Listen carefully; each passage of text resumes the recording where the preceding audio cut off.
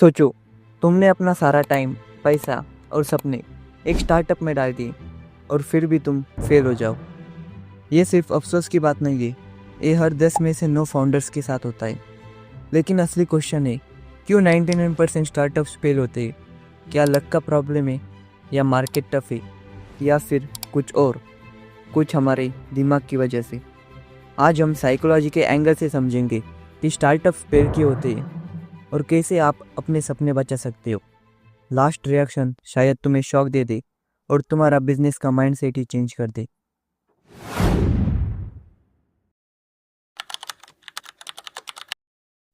Ninety 99% startup fail इसलिए होते क्योंकि वो बनाते जो खुद चाहते, या उस प्रॉब्लम को सॉल्व करते जो उन्हें प्रॉब्लम लगता है। लेकिन वो ये नहीं देखते कि लोगों का क्या प्रॉब्लम है, मार्केट को क्या चाहिए। और यहीं पर एक साइकोलॉजिकल फैक्ट आता है, आई के ई इफेक्ट। मतलब हम अपने क्रिएशंस को काफ़ी ओवर वैल्यू करते। फाउंडर्स अपने आइडिया से इतना अटैच कर रहे थे कि वो पूछना भूल जाते, क्या ये मार्केट को चाहिए भी है। मान लो अमन एक एम्बिशियस फाउंडर, खुद का स्टार्टअप स्टार्ट करने के लिए जॉब छोड़ दी, अब तक की पूरी सेविंग्स स्टार्टअप में डाल दी और दिन में 18 घंटों तक काम किया। जो लोग उसका प्रोडक्ट यूज़ करते थे उन्होंने फीडबैक दिया, कुछ चीज़ें इम्प्रूव करने के लिए कही, लेकिन अमन ने उनको इग्नोर किया। पहले कुछ महीने काफ़ी परफेक्ट लगे, सब कुछ अमन के मुताबिक चल रहा था, ग्रोथ स्लो थी पर कंटिन्यूस थी। लेकिन फिर मार्केट चेंज हुआ, कॉम्पिटिटर बढ़े और यूज़र्स डिसअपियर होने लगे। अमन का स्टार्टअप क्रैश हो गया। अमन का दिमाग स्ट्रेस और रिग्रेट से भर गया था।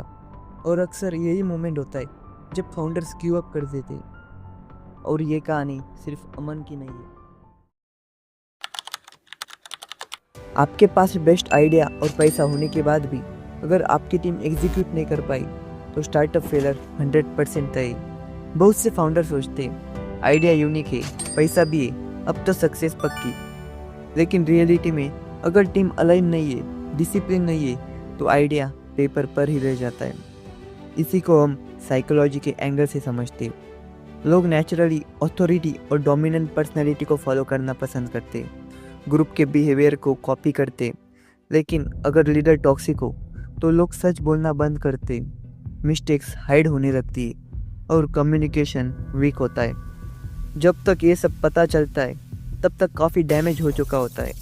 और यही स्टार्टअप फेलर में साइलेंट डिस्ट्रक्शन का काम करता है।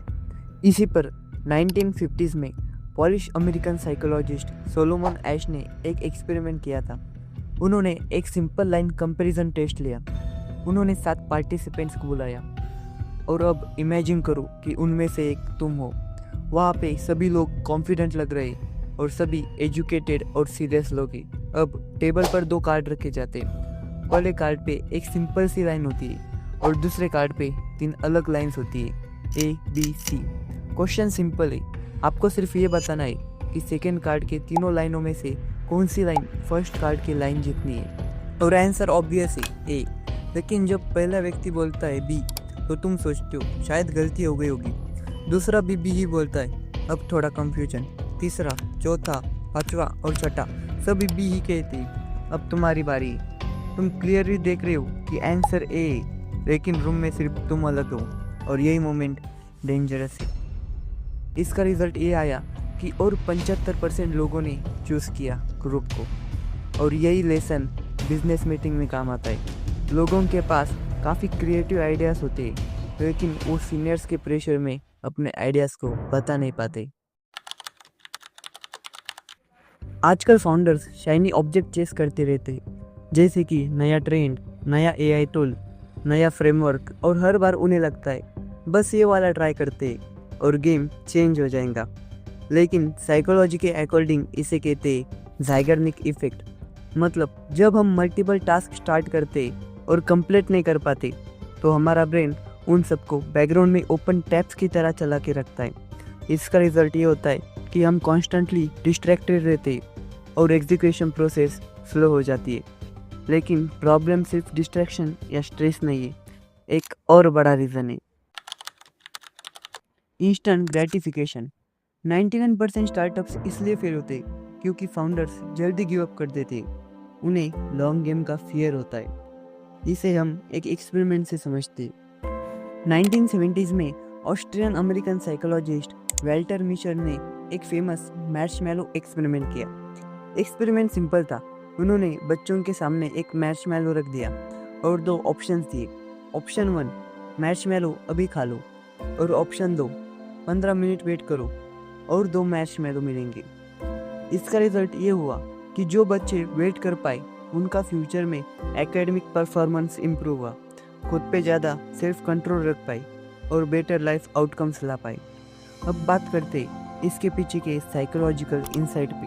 ह्यूमन ब्रेन के 2 सिस्टम्स होते हैं, लिम्बिक सिस्टम और प्रीफ्रंटल कॉर्टेक्स। लिम्बिक सिस्टम में इंसान इमोशनल, इम्पल्सिव और रिवार्ड सीकिंग डिसीजंस लेता है, जो उसे तुरंत प्लेजर देते लेकिन लॉन्ग टर्म में डैमेज देते।